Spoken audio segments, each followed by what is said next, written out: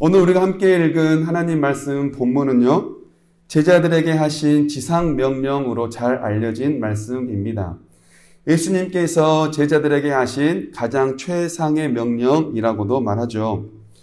지상 명령의 내용이 뭡니까? 제자 삼으라 합니다. 제자 삼기 위해 너희는 가서 아버지와 아들과 성령의 이름으로 세례를 베풀고 내가 너희에게 분부한 모든 것을 가르쳐 지키게 하라. 그래서 제자 삼아라 라고 하는 것이 예수님께서 제자들에게 하신 명령입니다. 이것은 당시 제자들에게만 하신 명령은 아닐 텐니다. 왜냐하면 오늘 본문에서도 세상 끝날까지 너희와 함께 하겠다. 세상 끝날까지.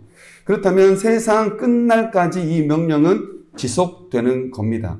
그러니 세상 끝날까지 살아가는 모든 그리스도인들에게 주어진 명령이고, 제자가 제자를 낳고 제자가 또 제자를 낳고 제자가 또 제자를 낳는 이 땅에서 제자를 삼는 모든 사람들에게 내려진 명령이요. 그러니 오늘날 우리와 우리 교회에도 내려진 주님의 명령이라고도 할 수 있습니다. 우리는 그동안 많은 설교를 듣고 오랜 신앙생활을 해오면서 수차례 예수님의 지상명령에 대한 하나님의 말씀을 들어왔습니다. 그리고 지상명령의 실천의 일환으로 많은 일들 또한 우리는 감당해왔죠. 그런데 이 말씀에는 예수님께서 제자들에게 내리신 지상명령 외에도 예수님께서 주신 지상명령에 대한 더욱 원론적인 하나님의 말씀이 담겨 있습니다. 지상명령에 대한 동기부여라고 할 수 있을 겁니다. 그래서 오늘은 우리가 가서 제자 삼아라 라고 하는 이 명령에 초점을 맞추기보단 가서 제자 삼아라고 말씀하시는 분이 누구에게 말씀하셨고 또 그들은 어떻게 그 명령을 감당할 수 있는지 제자 삼기 전에 먼저 알아야 할 동기부여에 대한 바른 이해를 함께 나누고 그것으로 은혜를 얻고자 합니다. 먼저 예수님께서 지상명령을 받은 사람들이 누굴까요? 오늘 본문에 있는 16절 말씀인데요. 함께 읽어봅니다. 시작. 11 제자가 갈릴리에 가서 예수께서 지시하신 산에 이르러. 아멘. 제자들인데 몇 명이 제자입니까? 11 제자입니다. 그런데 사실 예수님의 제자는 총 몇 명인가요? 12명이죠. 그러니 11 제자라고 하는 말 속에 담겨져 있는 의미는 지금 예수님의 제자들이 완전체가 아니라는 뜻을 의미합니다. 실제로 제자들의 모습은 어땠습니까? 그들의 삶은 늘 불완전한 삶을 살았습니다. 유다는요, 은 30에 예수님을 팔아 넘겼고요. 베드로는 예수님의 말씀처럼 예수님을 모른다고 부인했습니다. 뿐만 아니라 다른 제자들은요, 예수님께서 종교 지도자들에게 잡혀가실 때 도망쳤죠. 이것이 다가 아닙니다. 예수님께서는 제자들에게 끊임없이 하나님의 나라에 대해 선포하시고 하나님의 나라를 가르쳐 주셨지만 제자들은 예수님이 말씀하신 하나님의 나라에 대한 오해를 했을 뿐만 아니라 거기에는 관심이 없고 다윗 시대에 왕성했던 세속적인 성공과 세속적인 나라의 회복에만 관심을 두고 그것이 곧 하나님의 나라인 것처럼 착각하며 살아오기도 했습니다. 지상명령을 받은 사람들에 대해서 또 이렇게 말하죠. 본문 17절입니다. 함께 읽어봅니다. 시작. 예수를 배웠고 경배하나 아직도 의심하는 사람들이 있더라. 예수를 뵙고 경배하지만 아직도 사람들이 의심하고 있다고 말합니다. 여기서 말하는 사람들이 11 제자를 속하는 것인지 아니면 또 다른 무리가 있었다라고 말하는 것인지 정확하게 알 수는 없지만 어쨌든 예수님을 목격한 사람들은 여전히 예수님에 대해 의심하고 있다는 것을 말해줍니다. 이 의심에 대해서 메시지 성경에서는 이렇게 풀이를 했는데요. 한번 함께 읽어볼까요? 시작. 그러나 경배하기를 망설이며 그분께 자신의 인생을 완전히 걸어야 할지 확신하지 못하는 사람들도 있었다. 곧 이들은 하나님을 경배하면서도 과연 내가 이 하나님께 내 인생을 맡길 수 있는지, 과연 하나님께 내 인생을 다 걸어도 되는지 확신하지 못하며 그렇게 그냥 저냥 하나님을 예배했다는 겁니다. 이처럼 제자들, 예수님께 지상 명령을 받은 제자들의 모습은 여전히 부족하고 여전히 의심 많은 제자들이었습니다. 더 훈련받아야 했고 더 성장할 필요가 있는 자들이었습니다. 그런데 예수님께서는 이렇게도 실수가 많고 부족한 제자들에게 누구도 감당하기 어려운 지상 명령, 제자 삼으라고 하는 명령을 내리십니다. 의문점이지 않습니까? 왜 예수님께서는 아직도 이렇게 부족하고 의심 많은 여전히 예수님을 보면서도 과연 예수님이 맞는지, 내가 이분에게 내 인생을 걸만한지 그 의심하는 사람들에게 왜 이토록 힘든 명령을 내리셨을까 생각해 보지 않을 수가 없습니다. 종종 아이들을 데리고 산책을 하다 보면 제가 힘이 있을 때는 아이들에게 목마를 태워줍니다. 목마를 태워주려고 하면 새 아이들이 서로 타려고 이제 막 힘겨루기를 하죠. 그래서 한 명씩 태워주면 결국 이 아이들은 목마 위에서 내려오려고 합니다. 왜냐하면 무섭기 때문입니다. 그러면서 아이들은 말해요. 아빠, 제 손 꼭 놓으면 안 돼요. 물론 존댓말은 하지 않고요. 반말하는데요. 아빠, 내 손 꼭 놓으면 안 돼? 그러면 제가 말하죠. 괜찮아. 아빠가 꼭 잡고 있을게. 그때서야 아이들은 안심을 하고 제 어깨 위에서 길을 걷게 됩니다. 아이들에게는 균형을 잡을 수 있는 능력도 없고 제 어깨 위에 올라탈 수 있는 능력이 없습니다. 그런데 목마를 타고 그렇게 갈 수 있는 이유는 아버지인 제가 아이들을 붙잡고 있기 때문인 겁니다. 예수님께서 여전히 부족하고 의심 많은 제자들에게 가서 제자 삼으라라고 하는 명령을 내리실 수 있었던 이유도 바로 이와 같습니다. 제자들은 그럴 만한 능력이 없지만, 제자들에게는 정말로 제자 삼을 만한 능력이 없지만 곧 그들이 전하는 예수 그리스도의 이름의 능력이기 때문입니다. 그들은 그 복음을 전할 힘이 없지만 하나님께서 그들에게 힘을 전할 수 있는, 복음을 전할 수 있는 권세를 부여해 주시고 함께 하시기 때문에 그 예수님의 능력으로 감당할 수 있게 된다는 거죠. 그래서 우리가 잘 알고 있는 사도행전 1장 8절에서도 이렇게 말하지 않아요? 예루살렘과 온 유대와 사마리아와 땅끝까지 이르러 내 증인이 되라. 그런데 그 전에 뭐라고 말씀하십니까? 오직 성령이 너희에게 임하시면 너희가 권능을 받고. 예루살렘과 온 유대와 사마리아와 땅끝까지 이르러 복음의 증인이 될 수 있는 이유는 그들에게 그럴 만한 능력이 있어서가 아니라 오직 너희에게 성령이 임하시면 그 성령의 권능으로 말미암아 감당할 수 있게 된다는 겁니다. 오늘 본문 18절에서도 바로 이러한 예수님의 권세에 대해 말씀해 주는데요. 우리 함께 읽어봅니다. 시작. 예수께서 나와 말씀하여 이르시되 하늘과 땅의 모든 권세를 내게 주셨으니. 아멘. 예수님이 가지신 권세가 뭐라고 말합니까? 하늘과 땅에 있는 모든 권세를 가지셨다라고 말합니다. 마태복음 4장에 보면 예수님께서 이제 공생애를 시작하시기 전에 40일의 금식 기도를 하시고 나서 마귀에게 3가지의 시험을 당하십니다. 돌이 떡이 되게 하라. 선정 꼭대기에서 뛰어내려라. 산에서 나에게 절을 해라. 그러면 모든 권세를 너가 얻게 될 것이다. 사단이 예수님에게 권세를 얻을 만한 유혹을 던집니다. 그런데 예수님께서는 그 유혹에 넘어가지 않죠. 예수님께서 권세를 얻을 수 있는 길은 그런 방법이 아니었기 때문입니다. 예수님께서 권세를 얻으셨던 건 뭡니까? 예수님이 권세를 얻으신 건 이 땅에서 십자가를 지시고 죽으시고 그 죽음을 이기시고 부활하심으로 하나님의 오른편에 계시며 하나님께서 주신 그 권세를 그제서야 누리게 된 겁니다. 예수님께서 아무런 권세가 없어서 고통을 당하시고 이 땅에 사셨던 것이 아니라 예수님에게는 그것을 이겨낼 수 있는 힘과 능력이 있지만 그것을 잠시 보류하신 겁니다. 왜냐하면 십자가에 못 박혀 죽음으로 이 세상을 구원해야 할 하나님의 뜻을 이루어야 했기 때문입니다. 그동안에 그 힘을 보류하고 있다가 이제 십자가에 못 박혀 죽으시고 부활하심으로 하나님의 뜻을 이루어냄으로 말미암아 곧 세상의 승리자로 섬으로 말미암아 이제 하나님이 주시는 하늘과 땅에 있는 모든 권세를 주님께서 가지게 된 겁니다. 절대 승리자가 되신 거죠. 예수님께서 지상 명령을 내리신 것 바로 이 예수님의 권세로 감당하라는 겁니다.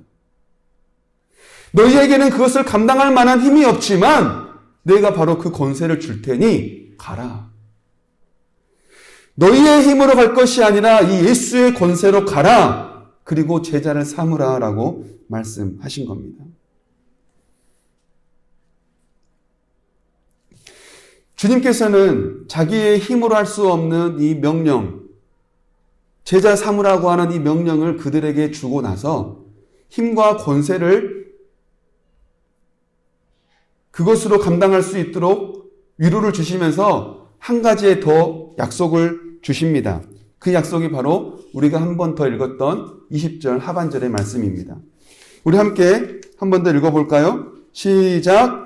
볼지어다 내가 세상 끝날까지 너희와 항상 함께 있으리라 하시니라. 아멘.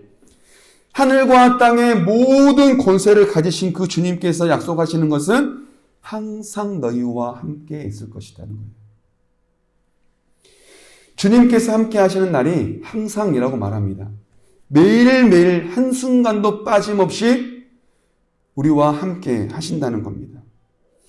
예수님께서는 이 땅에 사시는 동안 제자들과 3년간 함께 생활을 하셨죠. 그 3년이란 시간 동안에는 많은 일들이 있었을 겁니다. 제자들을 불러서 가르치기도 하시고 함께 하시면서 여러 가지의 기적을 베풀기도 하셨습니다. 그런데 함께 하시는 동안에는 그렇게 좋은 날도 있었지만 함께하는 날 동안에는 좋지 않은 날도 물론 있었죠. 제자들이 믿음이 없을 때도 주님께서는 함께 하셨다는 겁니다. 물 위를 걸으시는 예수님을 보며 유령이라고 두려워했을 때도 함께 하셨고요. 유다가 예수님을 팔아 넘길 때도 함께 하셨고요. 베드로가 예수님을 부인할 때도 함께 하셨고요. 모든 제자들이 예수님을 버리고 달아날 때도 주님께서는 함께 하셨습니다. 이것이 무엇을 의미할까요? 주님께서 함께 하신다는 말은 믿음이 좋을 때만 함께 하신다는 것이 아니라 여전히 의심이 많고 여전히 부족하고 여전히 죄인의 모습이지만 그럴 때도 함께 하신다는 겁니다.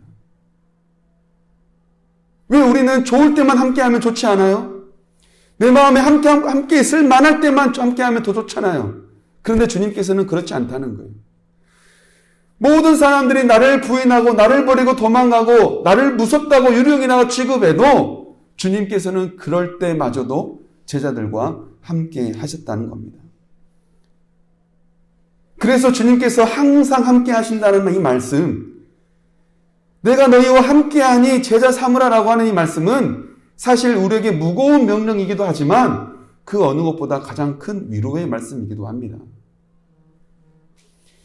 부족함에도 불구하고 나와 함께 하신다는 그 주님의 은혜, 말씀대로 여전히 살지 못하고 매일매일 같이 넘어지는 우리의 삶이지만 그럼에도 불구하고 우리와 함께 하신다는 이 주님의 함께 하심의 은혜는 우리에게 무엇보다 값지고 소중한 위로의 말씀이 되는 겁니다. 여러분, 우리는 어떻습니까? 하나님을 예배하면서도 여전히 우리 마음속에는 의심이 잠재해 있습니다. 내 인생을 하나님께 온전히 맡기지 못하며 과연 내 인생을 하나님께 다 걸어도 되는지에 대한 의심과 불안함이 사실상 우리 마음속에 존재해 있죠. 이렇듯 우리의 삶 또한 믿음과 의심은 늘 공존합니다. 교회 공동체 역시 마찬가지입니다. 사랑하면서 은혜롭게 서로 잘 지내면서 보듬고 화목하기도 하지만 또 한편으로는 저 사람에게 내 속마음이 드러날까봐 무섭기도 하고요. 과연 저 사람은 나의 이 모습을 보면 뭐라고 생각할까? 나의 치부가 드러날까 하는 염려 때문에 내 속마음을 다 비치지 못하면서 그렇게 공동체 생활을 하기도 합니다. 교회 역시 신뢰와 의심이 공존하는 공동체입니다. 그런데 가만 생각해 보면 신앙생활에 있어서 의심이라고 하는 건 꼭 나쁘다고는 할 수 없습니다. 왜냐하면 의심이라는 건 믿으려고 하다 보니까 생겨나는 거잖아요. 내가 믿으려고 하다 보니까 생겨나는 의심이기 때문에 사실 이 의심은 불신은 아닙니다. 의심은 더 믿기 위한, 더 확신을 갖기 위한 하나의 과정이라고 생각해도 됩니다. 믿음의 조상이라고 불리는 아브라함은 어땠나요? 하나님께서 아브라함에게 100세가 다 된 그 노인에게 아들을 낳을 것이라고 했을 때 하나님, 제가 어찌 아들을 낳습니까? 내 나이가 100세입니다. 지금 있는 이스마엘이나 잘 크게 해주십시오. 의심했던 아브라함 아닙니까? 사라는요, 그 이야기를 듣고 비웃었어요.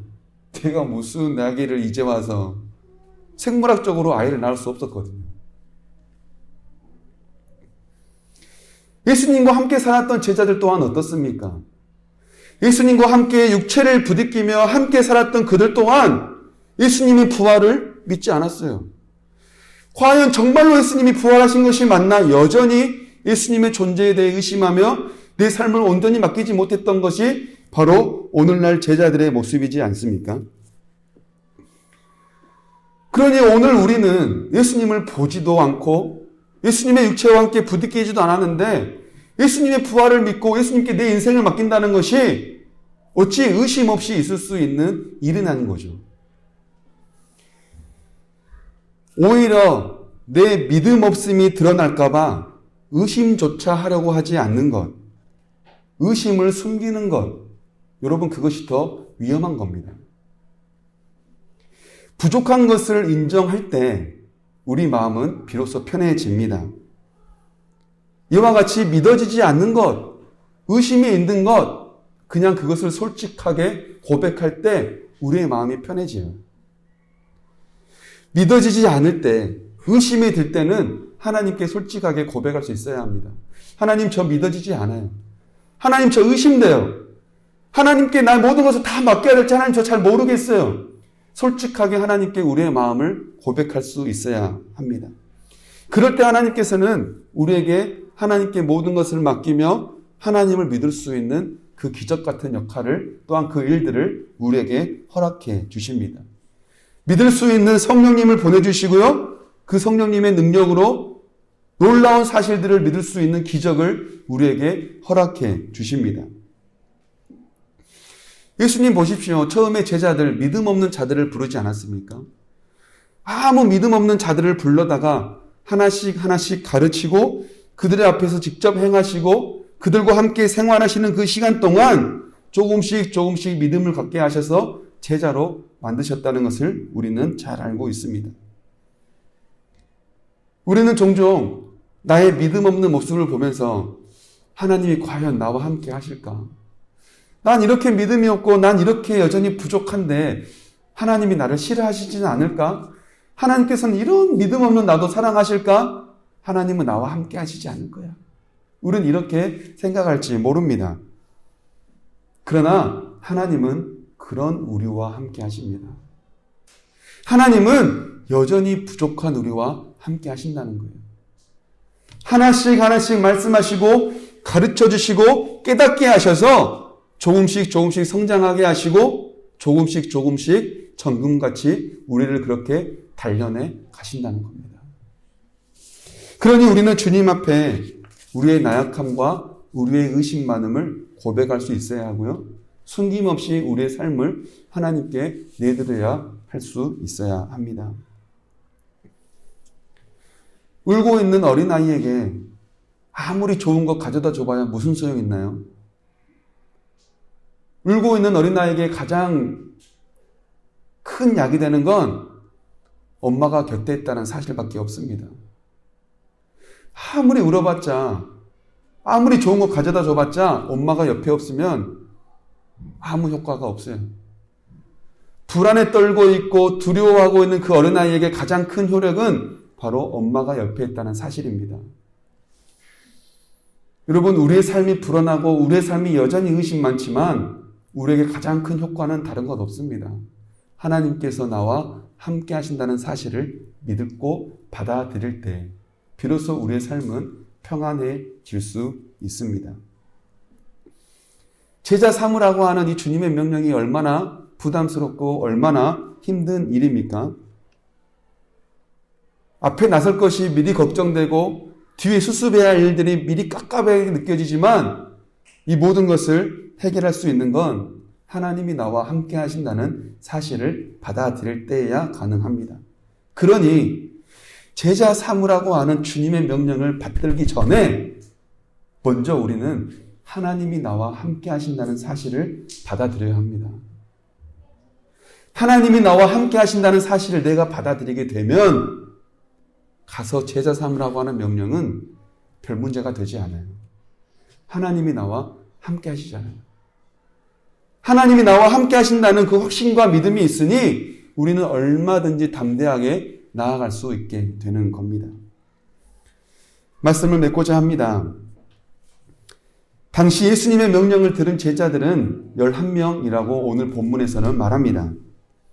스스로 목숨을 끊은 가룟 유다가 빠졌죠. 그런데 사실 예수님을 팔아넘긴 베드로나 예수님을 버리고 달아난 제자들이나 예수님을 팔아넘긴 가룟 유다나 50보 100보이지 않습니까? 얼마나 큰 차이가 있나요? 똑같이 예수님 배반한 건 다 마찬가지인데요. 그런데 이들에게 한 가지의 차이점이 있습니다. 실패했다고 생각될 때 무엇에 집중했느냐입니다. 유다는 예수님을 팔아넘기고 나서 자기 죄책감 때문에 너무나 괴로워했어요. 자기 죄를 못 이겨 결국 스스로 목숨을 끊고 맙니다. 그런데 베드로는 예수님을 모른다고 부인하긴 했으나 그 자리를 떠나지 않았어요. 예수님을 모른다고 부인하긴 했으나 끝까지 예수님을 보고 있었다는 거예요. 넘어지고 좌절하고 의심 많고 믿음 없는 내 모습을 바라보면 여러분 답이 없습니다. 그러나 그런 나와도 함께 하시는 그 주님을 바라볼 때 그럼에도 불구하고 내가 이 자리를 지키며 하나님 앞에 서 있을 때 여러분 그래서 그때서야 우리는 회개하며 돌이키는 삶을 살 수 있게 됩니다. 그러니 부족하고 연약한 믿음 없고 의심 많은 내 자신을 바라보며 자기에게 집중할 것이 아니라 그럼에도 불구하고 함께 하시는 하나님께 집중하여 하나님을 바라봄으로 위로와 용기를 얻어 살아가는 저와 여러분 모두가 되기를 간절히 원합니다.